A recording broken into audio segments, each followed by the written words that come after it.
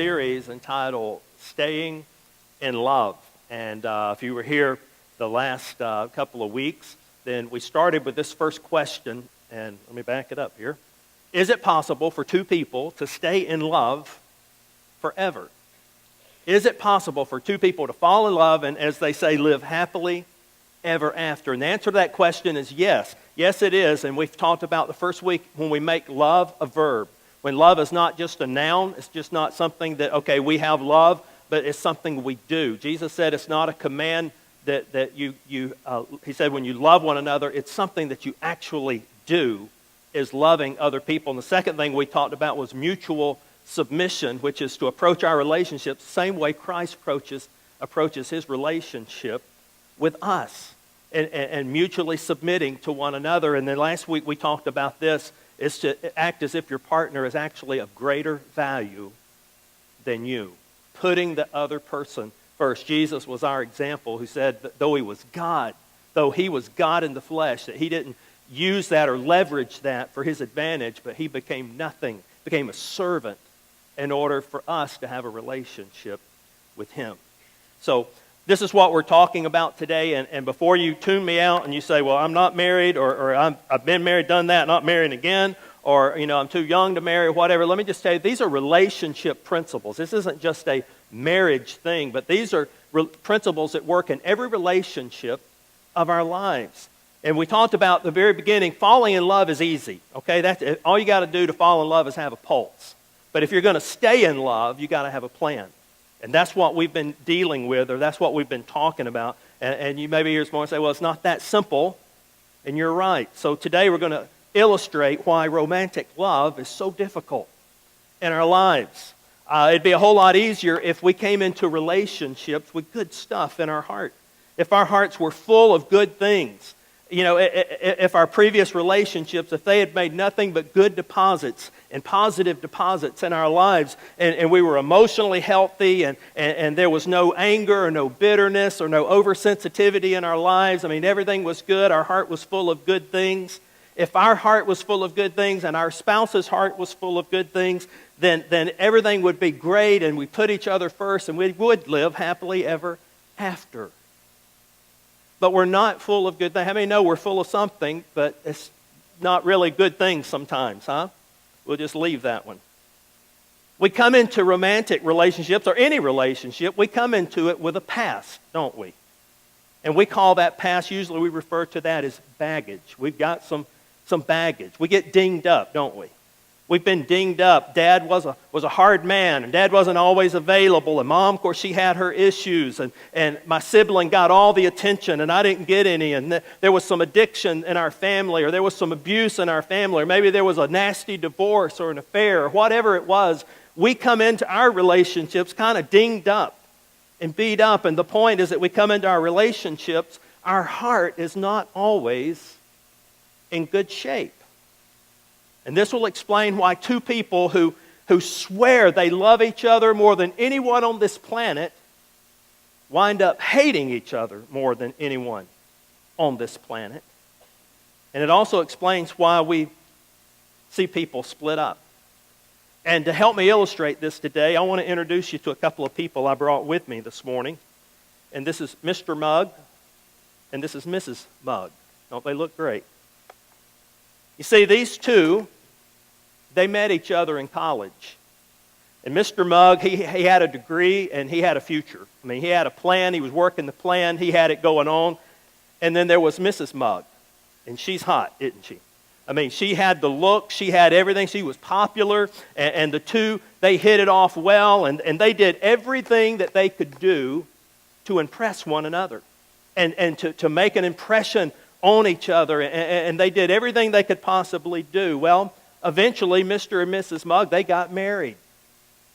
And about 6 months into their marriage, they hit a little bump.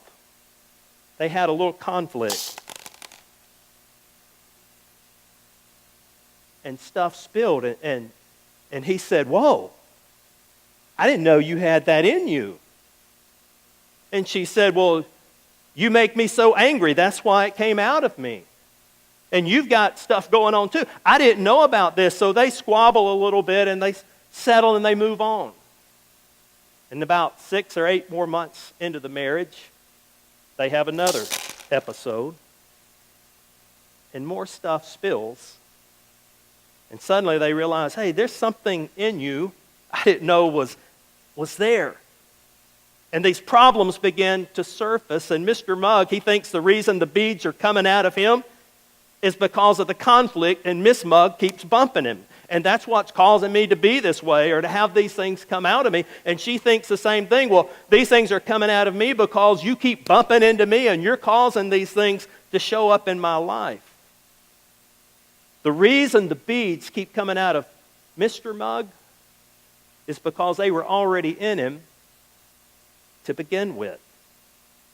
And here's the deal. All of us have stuff in us, and you don't know what's in you until you get bumped.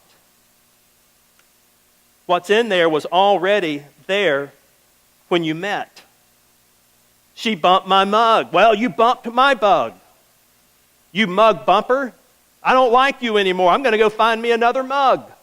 And we think that's going to solve the problem. You see, here's the deal. There's stuff in us, and love relationships, all relationships, but especially love relationships, bring it out faster than anything else.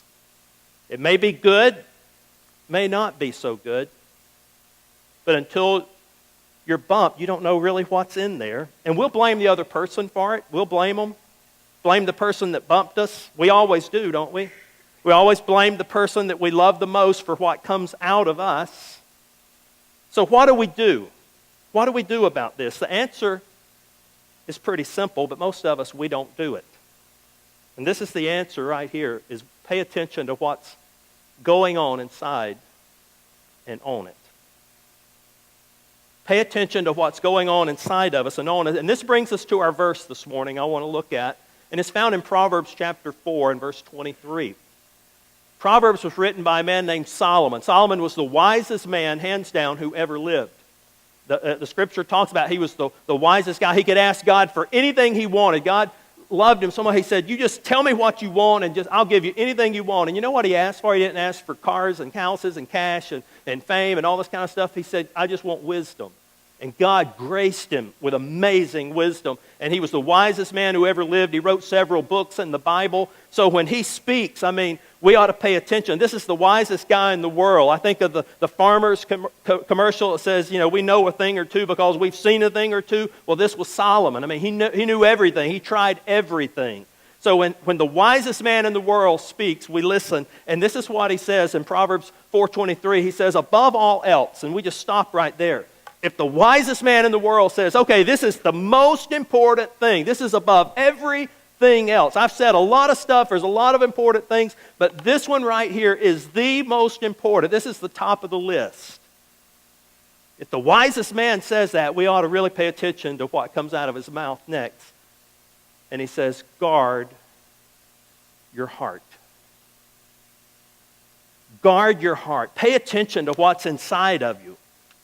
Protect what's on the inside. Keep out the bad. If you've been in love before, you discovered that what's on the inside of you comes out of you. And it usually comes out in the most important relationships to us. We blame the other person. And we say, oh, they've caused me to be this way. They bring this out in me.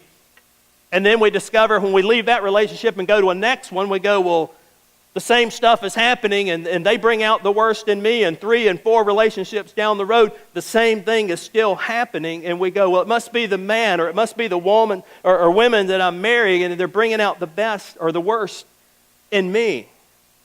And we say to ourselves, I need to find somebody that can bring out something different in me. And we keep searching. And Solomon says, hey, guard your heart. Protect. Know what's in your own heart. But we're not very good at that, are we? Because here's the thing. Most of us pay no attention to the condition of our hearts. Instead, we monitor our partner's behavior. We're really good at looking at what they do and what they don't do and what they say and what they don't say and what they should have done and what they didn't do. we're good at pointing things out that they should have or shouldn't have done. Everybody at some point thinks, if I can just get him to act right, if I can just get him to behave like this, then I'll be happy. Or if I can just straighten her out and she'll just start doing this and she'll quit doing that, then I'll be happy. Which translates that our happiness depends on the way that he or she behaves. Then we create strategies to try to change their behavior. We all want to feel a certain way, and we depend on our partners to help us with that feeling or feel that certain way. We depend on them to make us feel competent and valued and loved and cherished. And this is absolutely normal. This is fine. I mean, feelings got us into this thing, right? Hello? Feelings got us into this thing, didn't it? I mean, it wasn't common sense, was it? No, it was feelings. Feelings got us into this. So we all come into this relationship, if we all came in it with only good stuff instead of all the bad stuff that we allow in us, everything would work out just fine, wouldn't it? But our ability to love, be loved and respected and cared for, it has as much to do with the condition of our heart as it does with the behavior of our spouse. Both of these are important, but we naturally monitor the behavior of our spouse, but we don't naturally monitor the condition of our own heart. So when stuff comes out of us, and we don't like what comes out, we say, well, if you had quit saying this or you'd quit doing that, these things wouldn't come out of me. But the truth is, we brought them into that relationship, and without understanding that there's no amount of commitment or promise that's going to be able to compensate for it. And that's why you'll hear your partner say, nothing I do seems to please you. Nothing I do seems to make you happy. Or I hate the way he makes me feel. Or I hate the way that she makes me feel. And yes, your partner has their behavior has a part in this equation, but it's only a part, and hear me, it's a part that you can't control. You can't control. You can't make an adult do anything. We can't fix them. And if we're spending more time monitoring our partner's behavior than we do guarding our heart, then we're not going to stay in love. I'll give you a little tidbit this morning. This is the number one thing I give couples when they come for counseling to me. And one of the first things that I'll tell them, and it's so true, that you cannot fix them. You can only fix you. But what do we like to do? We like to monitor their behavior. We like to try to fix them, when in reality all we can do is fix ourselves. Because our ability to stay in love has as much to do with the condition of our heart as it does with our partner's behavior. So how do we do this? Solomon doesn't stop there. He said, above all else, guard your heart, for everything you do. This is huge. Everything you do flows from it. Guard your heart. Everything that you do flows from your heart. Everything that you do in your relationship, everything that you do with that boyfriend or girlfriend, or everything you do just in relationships with best friends, but especially everything you do in a romantic relationship, during the course of your day, everything we do flows from our heart. In fact, not just Solomon's words. You go over to Matthew 15, Jesus said this. He talked about the issues of the heart, and he said, from the heart comes good things, but from the heart can come some of the most wicked things. It's what's in our heart. What's there is going to come out, not because of who you're with, but because it was in there to begin with. So if your heart is not in good shape, it's going to be almost impossible to maintain healthy relationships in your life. You know, it's kind of funny because we can see this in other people, can't we?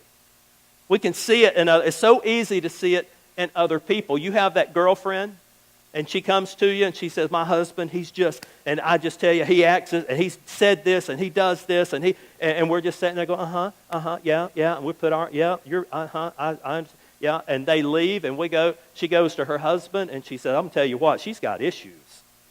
Why? Because we can see it. Same thing. Guys go to that guy and they go, I'm going to tell you about her. She gets under, she's driving me crazy. She does, and he's just pouring his heart out to him. And then that guy leaves and goes back to his wife and he goes, man, that guy's got some issues. Why? Because we can see it clearly in others, but it's almost impossible for us to see it in the mirror, isn't it? And the bottom line is this: what's going on is what's in you is going to come out regardless of who you're with. You can interchange the pieces, you can change the names, you can change the faces, but eventually what's in you is going to come out of you. So what's important for those who want to stay in love forever? First, pay attention. Monitor your heart. Guard your heart. And let me give you a little exercise that can help you begin this process in your life. You know, you've heard the old saying, think before you speak. Well, I want to change that just a little bit and say this: think about what you feel before you speak. Think about what you feel. What am I feeling? Most people they don't know what they're feeling because they don't monitor their heart. They don't monitor their feelings. And this can be a little bit easier for women because they tend to be emotionally intuitive and all that. But guys, we tend to label our feelings into two categories. We're angry or mad, or we're frustrated. We're mad, or something happens and you go, well, I'm just mad. Well, why? I don't know, I'm just mad. I'm mad at her. Or I'm just so frustrated with her. Why are you I'm just so frustrated. And we tend to categorize these things. We stop at I'm mad or I'm frustrated. And part of the reason we stop there is because we're kind of scared of our own emotions sometimes. It's easier just to leave it there at scared or mad and frustrated. But if we're to monitor or guard our hearts, we got to go beyond the surface. We got to go a little deeper than that. Why am I mad? Why am I frustrated? You see, the goal is to identify exactly what I'm feeling. And that brings us to the first step of this simple little exercise to help us process that, and that is name it. Name it. Name why you're mad. Put a name to it. Well, I'm mad because she's, I feel devalued. I feel emasculated. I'm mad because, because of the way this whole situation is making me feel. Is it anger? Do we feel left out? Do we feel embarrassed? Do we feel underappreciated? Ladies, you're upset, you're mad. Is it because you don't feel appreciated, you don't feel lovable, you feel like a failure, you feel stupid, or whatever? Emotions go on and on and on, and it's important that we identify the emotions. Well, I feel mad, or I'm angry, or I'm frustrated because I'm lonely, or I feel abandoned, or I'm scared, or I'm out of control, or I feel betrayed, or I feel picked on, or jealous, or we could go on and on and on about the feelings. It's identifying exactly what I'm feeling, and then guarding and protecting my heart. Not just saying I'm mad, but start talking. And you say, well, I don't want to have another argument, but since this has surfaced, I want to identify, I want to name what I'm feeling. I feel like a failure, or I feel jealous, and we just say it, we just name it, and then we're beginning to pinpoint what's really inside of us. And I know some may be sitting here today and you're going, right over me, I don't need this. Why is it so important that I identify what I'm feeling? Because here's the danger in not identifying it and just leaving it with general stuff, because emotions that are buried and unaddressed in our life, they are very, very powerful. These emotions, they drive you. They drive what you say. They drive what you don't say. They drive what you do and what you don't do. These emotions is what sends you into the funk, and I don't know what's wrong with me. I just, and it sends us into this funk. We can't talk to anyone. We clam up, or either we say something that we immediately wish we could take back. They're powerful. But when you start to unearth these emotions and you start naming them out loud, they begin to lose their power. You also begin to see and understand your spouse in a little different light. And we begin to realize that, hey, maybe it wasn't so much them, and perhaps, just perhaps, an apology may be in order. And oftentimes, not always, much of the stuff, what you feel, is stuff we brought into a relationship, and it has nothing to do with the person that we married. It has everything to do with us. Their words, their actions, it just surfaces. It just bumps us, and what's already in us just begins to spill out. Listen, there's huge freedom. There is huge freedom when you begin to discern between what they said and what you feel. It's powerful, but as long as it's kept secret, it'll run your life and it'll potentially drive a wedge deeper and deeper between you and the one that you said that you loved and fell in love with. So name it. Name what you're really feeling. Anger. I'm feeling left out. I'm feeling embarrassed. I'm feeling underappreciated. I'm feeling unlovable or like a failure, old or stupid or lonely or scared or whatever it may be. Name it. And then the second part of this exercise is proclaim it. Identify what it is and then talk about it. Proclaim it. When it's appropriate, tell your spouse what you're feeling. And when you do that, let me just say this. When you do that, please hear this. When you tell them how you're feeling and when they bumped you, what it brought to surface in your life and how you're feeling, please remember this and say this. I feel rather than you always. I feel hurt. I feel betrayed. Not you hurt me or you betrayed me or you always do this or do that. What happens when we do that? I don't know how it works in your house. I tell you how it works in the Toole house. When one of us says, you always, boom, and shields go up, guns are cocked, and we're like, bring it on, okay? Here we go. You always, well, you always, and you, and you, and you, and you, and man, it just... But you know what? It's hard to argue when someone says, I feel betrayed. I feel hurt. I feel isolated when you do this or say this. And this is the way you can't argue with the way a person feels. But we can argue when you say, you always. And let me just tell you this. When your spouse opens up and they say, hey, I'm going to tell you exactly what to say in response to that, okay? And if you're taking notes, write this down, because I'm going to tell you exactly what to say. When they pour their heart, when they open their heart and they say, I feel this, I feel that, here is what you are to say, okay? You say, I'm glad you shared that with me. And the second part of that is this, and this is the most important. Everybody look.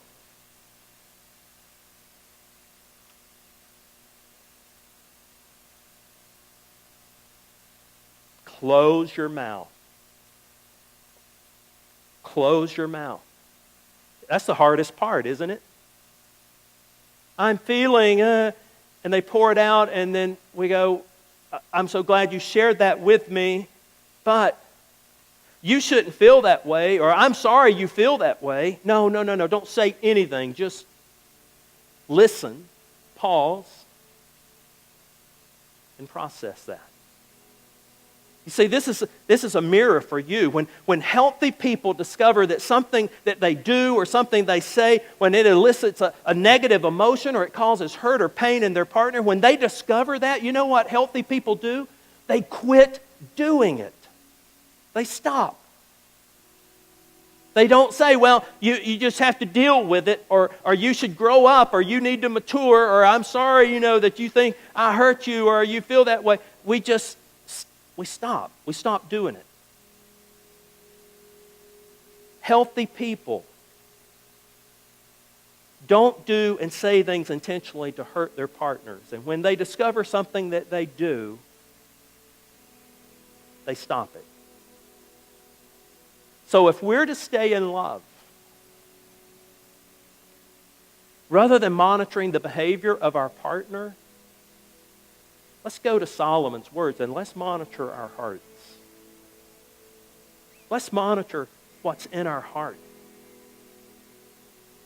I think, and I have a card I carry around in my backpack about 2 years ago, and I'm not good at monitoring my heart. I need to be so much better than I am. But I came across the scripture one day, and I wrote it on an index card and put it in my backpack. And it was the psalmist, and he said, "Search my heart, O God,